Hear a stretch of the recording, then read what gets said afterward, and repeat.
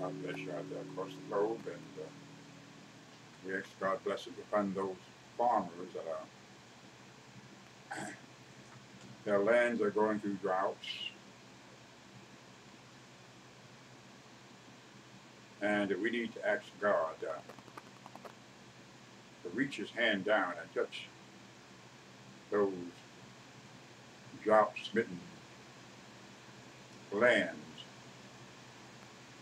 that the farmers are hoping and had hoped, but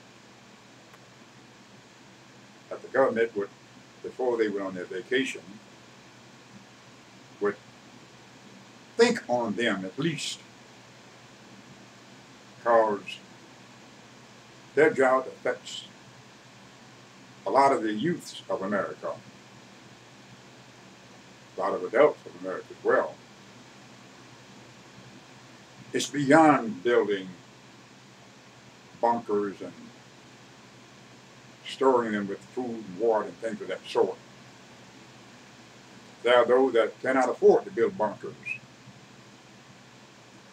There are those that cannot afford to store up water and food and things of that sort. I don't mean because you can afford to build bunkers and stock them with extra surpluses. It don't mean that you're safe. A lot of time we think that we are. But one great principle Jesus taught us was a man's life is not measured by the things which he possesses. And we need to know and come to that kind of an understanding that a man's life is not measured by his possession. You could be like the rich man. Build your bunkers, stock them, go in expecting to say, soul, take your rest. You got plenty laid up. Oh, you got so much laid up. But what did the word say? Our food. This night, thy soul shall be required of thee. So stocking the bunkers is one thing, but will your life be spared beyond what you think about your surpluses that you've stored up? That's between you and God. But we've got a good example about what we ought to do. It's kind of like, well, I'm rich. I can store it up. When plagues and famine and sword comes, I could go into my bunker, shut my door when the bombs drop. And those who are on the outside, they'll perish. We'll build storehouses in the mountains so that when the things come, we'll have plenty of food and stuff, surpluses laid up for generations to come. I don't mean to harm, but my recollection is there will be the time when it will be said about the mountains, fall on us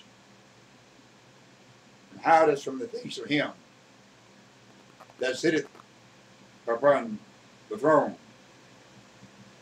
before whose face heaven and earth fled.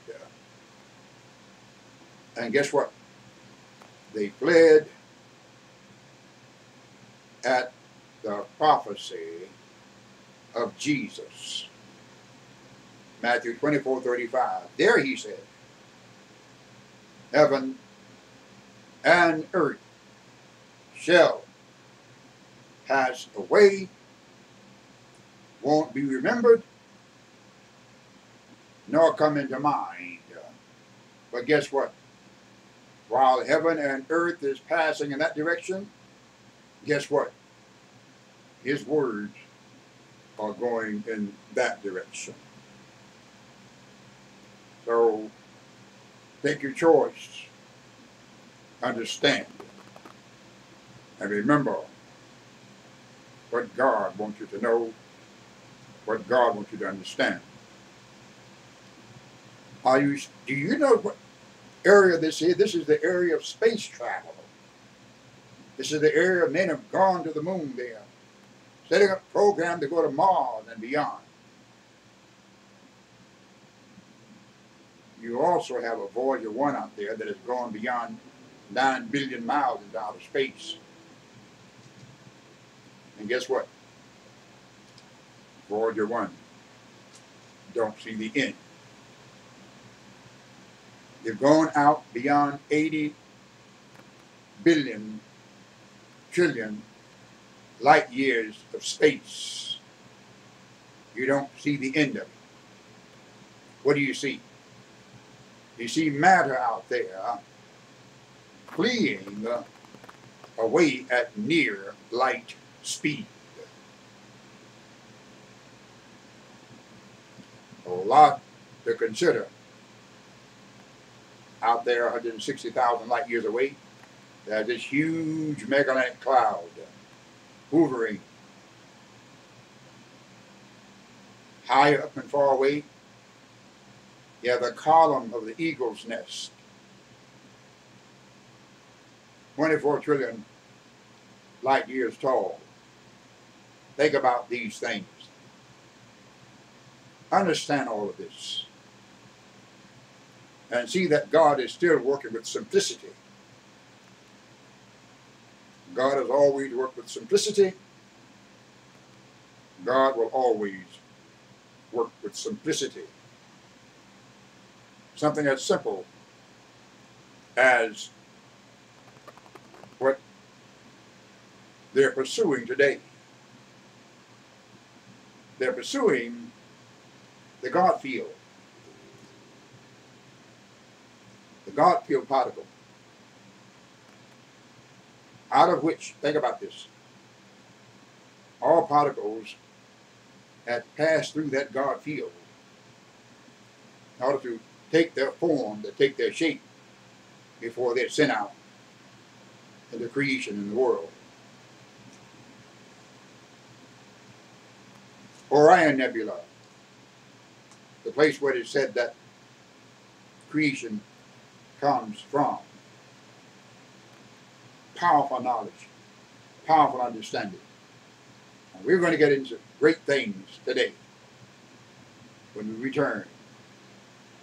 God bless you, global Christian friends, pastors, saints, churches, and the American government.